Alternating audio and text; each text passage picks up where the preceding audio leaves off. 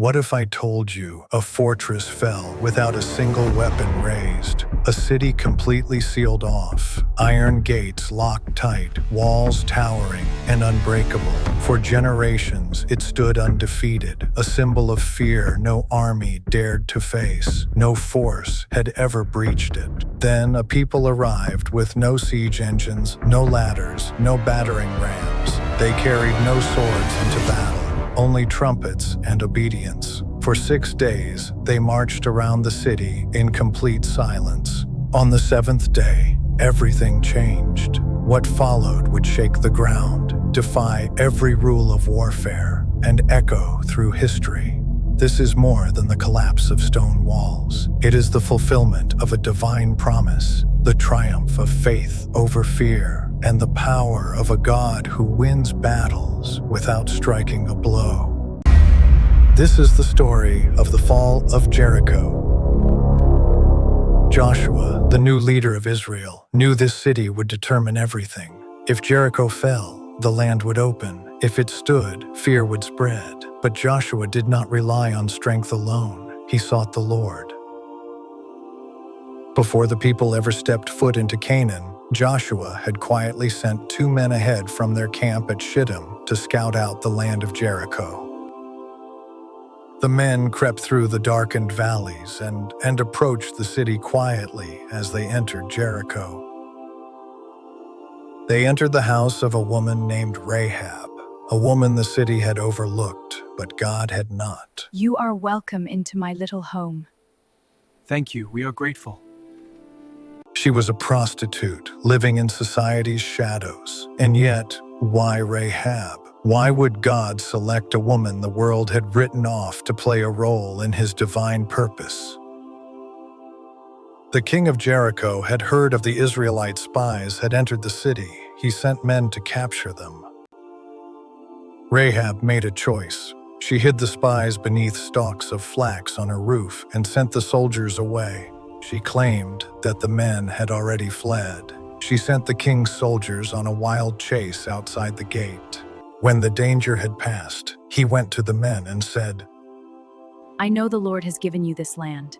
We have heard what he did to Egypt. Our hearts melted in fear. The Lord your God is the supreme God of the heavens above and the earth below. Then she made a request. Please swear to me by your Lord that you will be kind to me and my family when Jericho falls. Hang this cord on the window facing the outside wall and gather your family inside the house. No harm will come to you. I understand. We will. With that, Rahab helped them escape, lowering them down through a rope outside her window. Then they returned to Joshua with a message. The Lord has truly given all these land into your hands. Encouraged by their words, Joshua began to prepare the people for battle. Yet what followed was nothing like a normal war plan. There would be no ladders to scale the walls, no battering rams, no siege towers. Instead, God gave Joshua a strange and unexpected command, saying, For 6 days the people were to march around the city once each day. 7 priests were to walk ahead of the ark, each carrying a ram's horn trumpet. On the 7th day, they were to circle the city 7 times. Then at the sound of a long trumpet blast, all the people were to cry out with a powerful shout. At that moment, the city walls would fall flat. The instruction seemed foolish, almost childish, but Joshua understood that God's wisdom goes far beyond human reasoning. Trusting in this, he called the people together and explained the plan to them. On the first day, the people of Israel gathered quietly, obedient and focused. While the guards of Jericho watched closely from the walls, the Israelites marched neatly around the city. At the front, 7 priests walked with the Ark of the Covenant, the holy sign of God's presence. The city was silent except for the deep sound of the ram's horns blowing through the air. The guards looked on in confusion, unsure of what they were seeing. By the 2nd and 3rd days, the soldiers on the walls began to laugh and mock. Is this a game? Where is the attack? What kind of plan is this? But by the 5th and 6th days, the laughter stopped. The repeated marching, the silence, the steady sound of the horns. It no longer felt like a joke. Fear began to spread through the city. Shops closed, homes shut their doors, and the soldiers stood nervously on the walls, watching the Israelite camp. Still, the people marched. Still, no one spoke. Jericho watched and waited. At dawn on the 7th day, the camp of Israel woke with purpose. This was not an ordinary day. This was the day everything would change. From the walls, the guards watched carefully. Joshua moved among the people, calm but fully focused. The priests lifted the ark with respect, and 7 of them held their ram's horns ready. The people lined up behind them. Everyone was prepared. The command was given. They began to march once, twice, 3 times, 4, 5, 6. The guards no longer laughed. They stood frozen with fear. Then came the 7th round. The priests lifted their horns and blew a powerful blast. Joshua shouted to the people, Shout, the Lord has given you the city! and the people obeyed. Thousands of voices cried out together, a loud shout filled with faith and strength. The ground shook. The sound rolled through the air like thunder. Then the walls began to break. There was a deep rumble. Stones cracked and fell. Towers collapsed. The strong walls of Jericho fell inward and turned to rubble. Screams filled the city. The Israelite soldiers rushed in, and the city was quickly taken. Yet one part of the wall still stood, the house of Rahab. Inside, Rahab waited with her family, her parents, brothers, sisters, and relatives. She had done what she was told. She had believed. Now she trusted God to save her. Suddenly, 2 men ran to her. They were the same spies she had once hidden on her roof. "Rahab," they called. "Come quickly." Just as they had promised, they led her and her family safely out of the city before it was completely destroyed. Rahab and her family were taken outside the Israelite camp for cleansing. But her story did not end there. She was not only saved, she was accepted and became part of the people of God. Her past no longer mattered. Her faith did. The rest of the city was burned. Everything was destroyed except the silver, gold, bronze, and iron, which were set aside for the Lord's treasury. This victory did not belong to Israel. It belonged to God. Joshua set a curse over Jericho. Anyone who tries to rebuild this city will lose his first son when he lays the foundation and his youngest son when he sets up the gates. For Israel, Jericho was also a test of obedience. If they had tried to fight the city their own way, they would have failed. But they obeyed God, even when His instructions did not make sense. Because of that obedience, they saw God's power at work. For Rahab, Jericho was a new beginning. She was no longer known as Rahab the prostitute, but Rahab the faithful woman. She became part of Israel. She married a man named Salmon from the tribe of Judah. They had a son named Boaz. Boaz later married Ruth. Their family line continued through Obed, Jesse, King David, and many generations later, Jesus the Messiah. Think about that. Rahab was a pagan woman from a sinful city, yet she became an ancestor of Jesus, the King of Kings.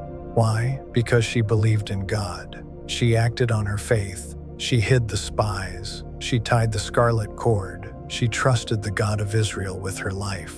The story of Jericho is not just history, it is a lesson for us. It shows God's power, His faithfulness, and His call for us to trust Him, even when we do not understand. God's instructions to Joshua seemed strange. Marching around the city instead of fighting, staying silent, shouting only at the right time. It did not make sense to human thinking, but their obedience opened the door to God's miracle. Our lives are often the same. Sometimes God's plans don't make sense to us. Sometimes the path is unclear. Sometimes He asks us to move forward without seeing the full picture. Obedience can feel scary and risky, but obedience is often the doorway to God's miracles. So ask yourself, What walls are in your life today? Fear, doubt, shame, past mistakes. They may seem impossible to break, but when faith and obedience come together, walls fall. When you trust God, even when you don't understand, He moves. When God leads, victory follows. Trust God and watch what He will do. This is Bible Light Storytime channel, where Bible lessons are shared. If this video blessed you, like, comment, and subscribe. See you on the next one.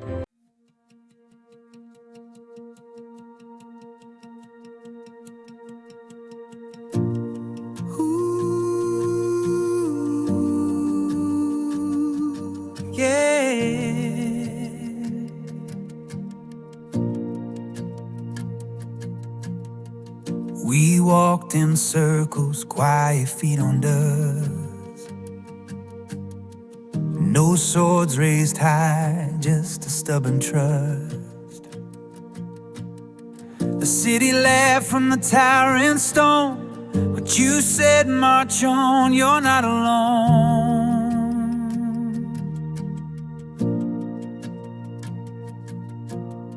No battle cry, no clashing steel, just your whisper saying, watch me reveal.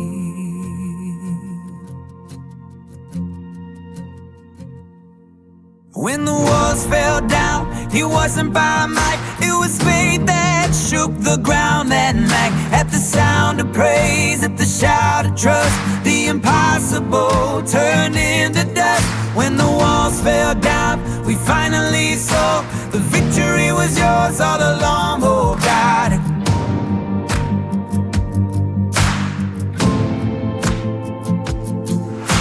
7 days waiting, hearts held tight, trumpet silent until the time was right.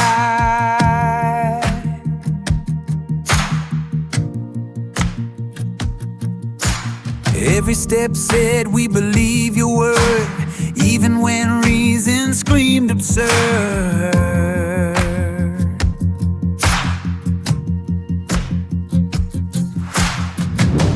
Eyes on the walls, but hope in you. What you promised, you always do.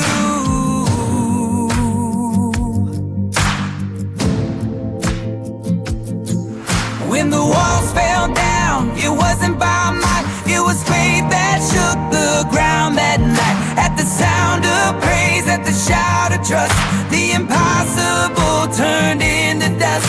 When the walls fell down, we finally saw the victory was yours all along, oh God.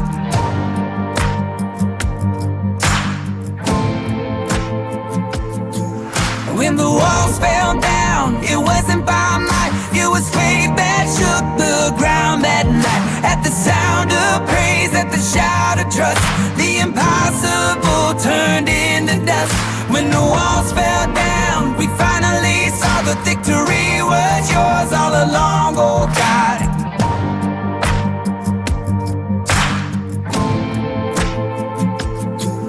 And the walls fell down at the sound of praise. Chains were broken, fear erased. What stood strong couldn't stand your grace.